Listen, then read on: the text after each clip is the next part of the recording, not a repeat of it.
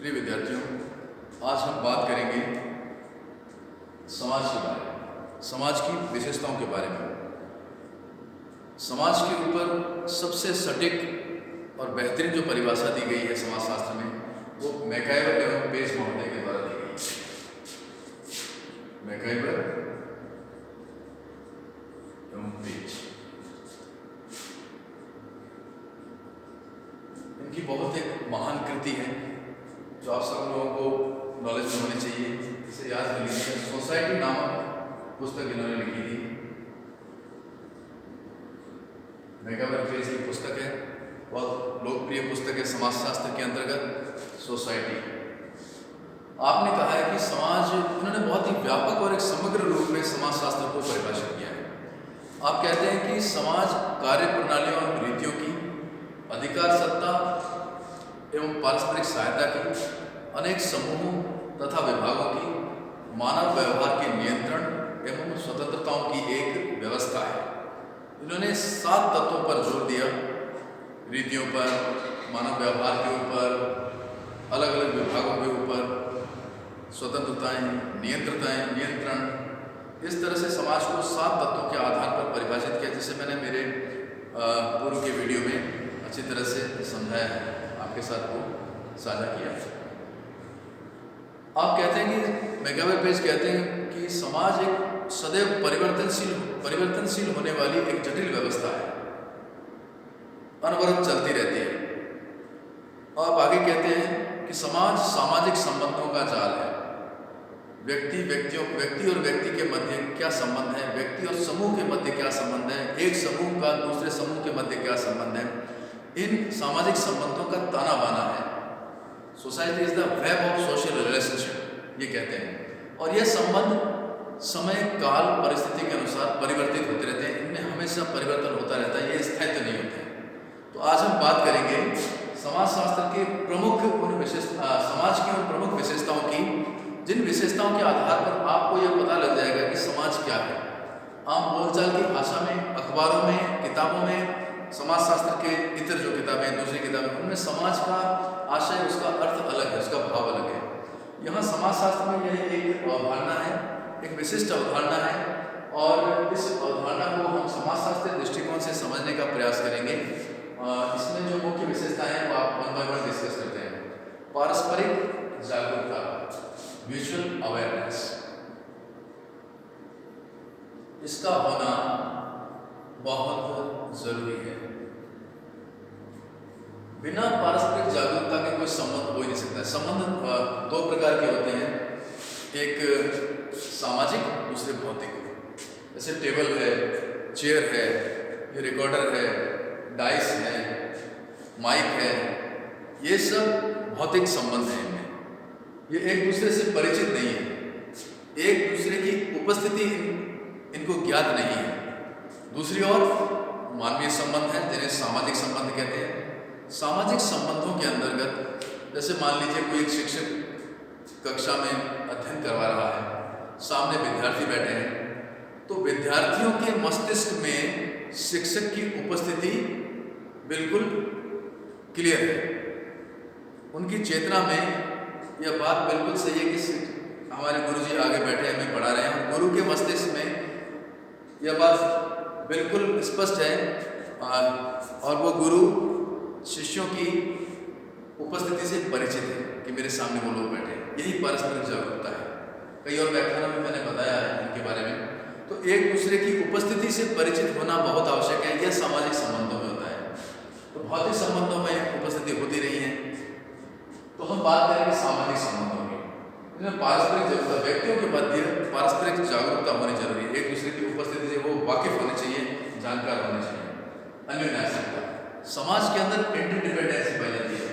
कोई भी व्यक्ति ऐसा नहीं कह सकता कि वो अकेला ही इस दुनिया में सब काम चला देगा। अपने संपूर्ण कार्यों को वो अंतिम लक्ष्य तक पहुंचा देगा बिना किसी की मदद के, बिना किसी व्यक्ति, किसी समूह की, समाज की आवश्यकता के बिना, उनके आश्रितता के बिना, उनसे कोई मदद लिए बिना वो अपनी आवश्यकताएं पूरी कर ले, ऐसा संभव नहीं है।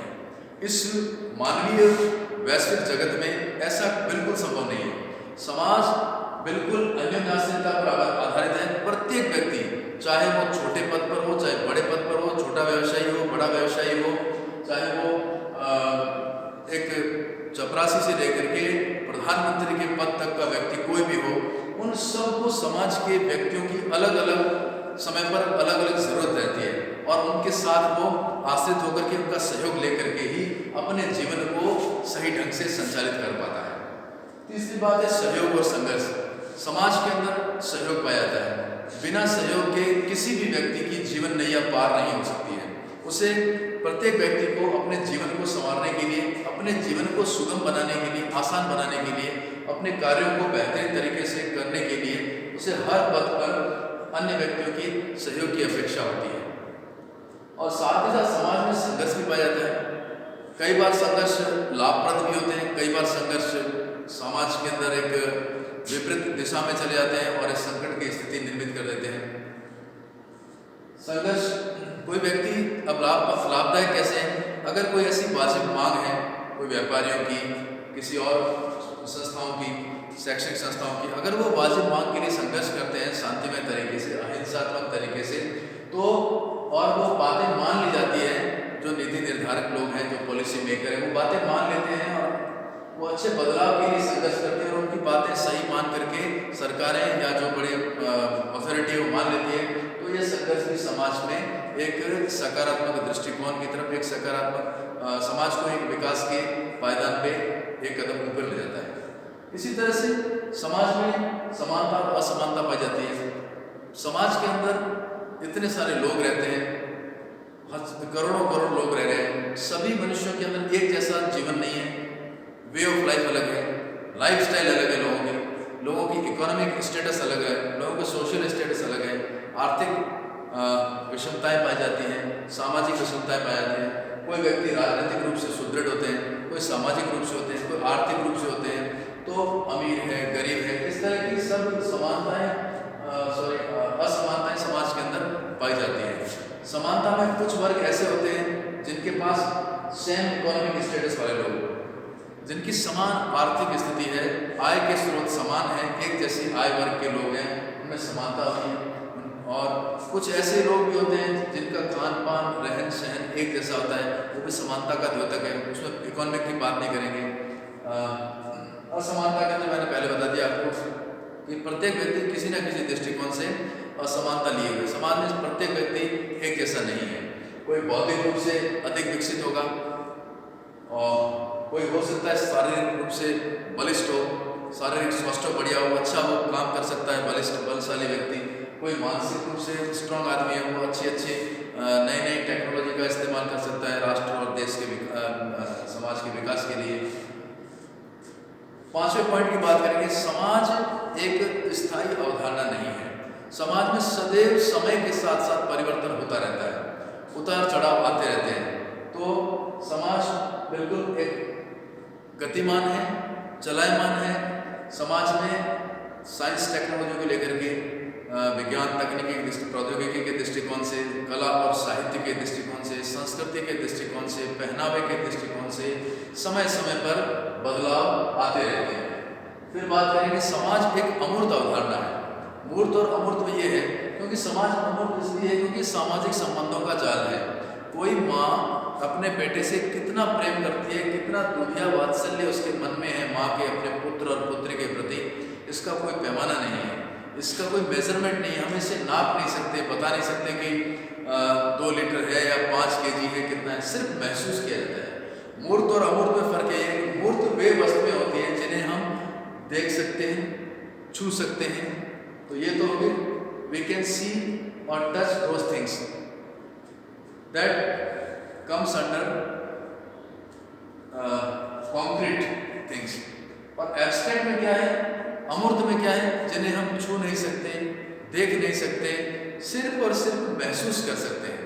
एक व्यक्ति कितना बड़ा ईश्वर का भक्त है, कितनी तल्लीनता से वो ईश्वर की या अपना जिसको भी वो मानता है, भगवान या जो भी उसका आदर्श है, उसकी आराधना करता है, यह हम माप तोल का पैमाना नहीं है, बता नहीं सकते। वो ये बिल्कुल अमूर्त है और वो अमूर्त ईश्वर है, आत्मा है, परमात्मा है, अलग अलग पदार्थता है या खटास है, इनका कोई पैमाना नहीं होता है, इन्हें हम देख नहीं सकते, छू नहीं सकते, इसलिए ये अमूर्त है। All these things, God's Almighty and social relationships are comes under abstract form. ये सब क्या है? अमूर्त है। तो ये मैंने बताया आपको कॉन्क्रीट और एब्स्ट्रैक्ट क्या होते हैं। तो समाज कैसा है? एब्स्ट्रैक्ट है। समाज मनुष्य तक सीमित नहीं है, लाजिम सी बात है। समाज पशु पक्षियों का भी होता है, जानवरों का भी समाज होता है, वो भी हमारी तरह जीते हैं। बस एक इंसान के अंदर जो ऊपर वाले ने, भगवान ने जो खूबी दी है वो ये है कि इंसान जो है वो बोल सकता है, उसको अपने विचारों की अभिव्यक्ति कर सकता है, उसके पास अपने विचारों को, अपने आइडियाज़ को, अपने मन की बात को शेयर करने के लिए वो जो चाहता है अपने साथियों के साथ सुख और दुख की बात वो शेयर कर सकता है, अभिव्यक्त कर सकता है। उसके लिए एक सशक्त माध्यम दिया गया है, वो है भाषा।